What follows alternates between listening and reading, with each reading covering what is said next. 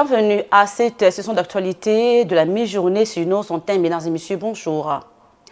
Un challenger de taille comme adversaire de Félix Antoine Tshisekedi à la présidentielle de décembre 2023 a promis de s'engager dans la bataille électorale. Il s'agit du bâton ébouillant opposant Franck Diongo qui a déclaré de s'inscrire ce mercredi 27 septembre sur la liste des candidats à la présidentielle de décembre. Élément à suivre dans cette analyse.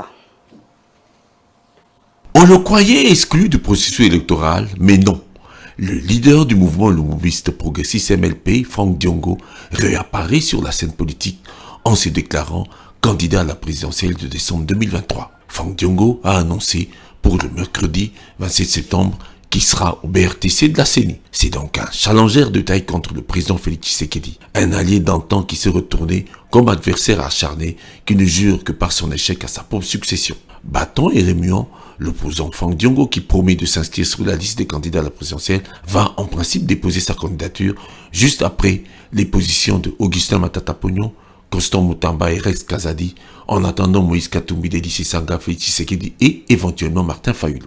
La candidature effective du leader de MLP est donc attendue au regard de cette multiplicité des candidatures de l'opposition à Félix Tshisekedi. L'émulsion monte au sein de la classe politique où les mésententes se multiplient. La bataille des urnes qui s'annonce apparaît comme un véritable tournant qui pourrait bouleverser l'équilibre des forces en présence. Si le futur candidat Franck Diongo a un ancrage populaire certain, l'opinion populaire a cependant beaucoup changé depuis ses variations de position vis-à-vis de l'UDPS, son allié de longue date et de toujours, autant d'Étienne Tshisekedi qu'il continue de considérer comme son modèle et une référence à suivre. En attendant la suite des événements sur terrain, déjà, les partisans de Franck Diongo se mobilisent pour que le dépôt officiel de sa candidature, le mercredi 27 septembre, soit un moment fort en émotion.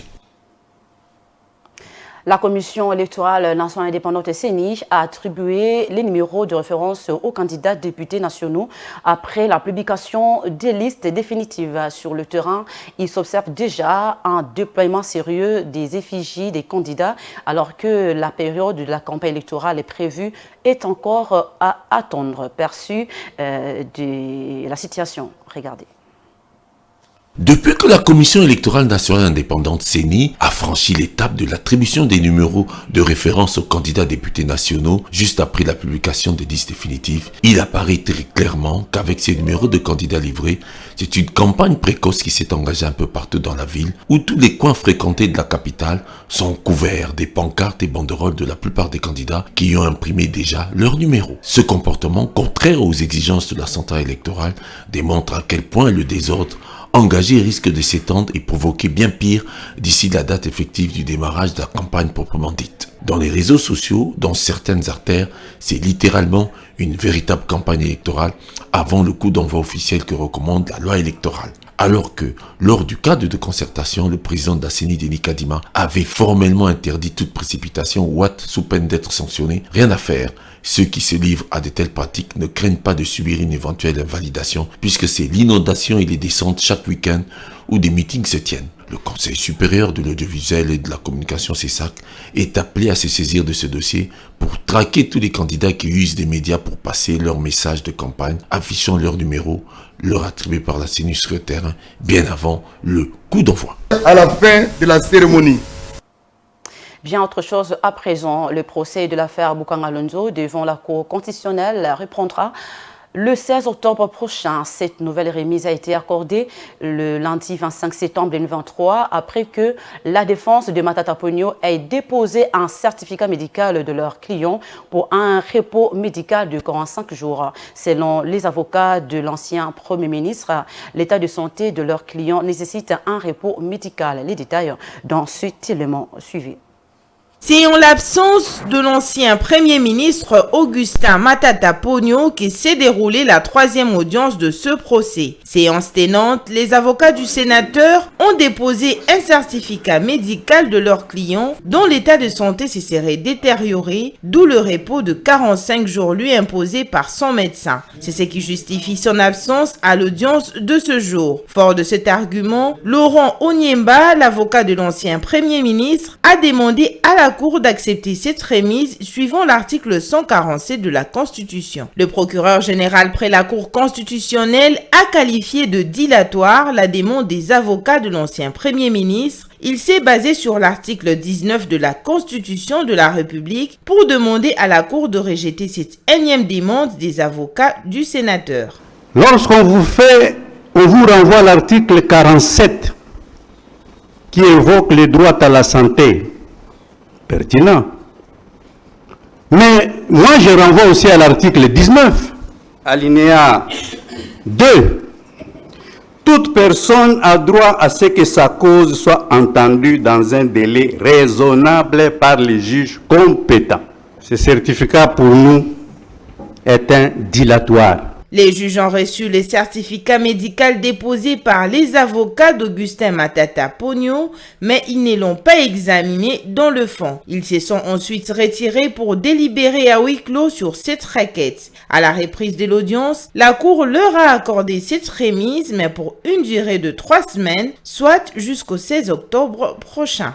Dans l'impératif de la sauvegarde de droits constitutionnels, nous accorderons une remise ultime, non pas parce qu'il y a un certificat médical, mais parce que c'est un droit garanti par la Constitution pour un prévenu,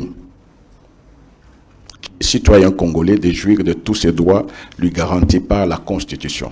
L'affaire Boukan Alonzo est une affaire pénale qui nécessite la présence physique des prévenus. C'est ainsi que la Cour a précisé qu'à la prochaine audience, la présence de l'ancien Premier ministre Augustin Matata Pogno est exigée. L'ancien Premier ministre et ses co-accusés sont accusés d'avoir détourné 205 millions de 285 millions de dollars alloués à la construction du parc agro-industriel de Boukan Alonzo, dont l'objectif était de desservir Kinshasa, la capitale congolaise de produits agricoles.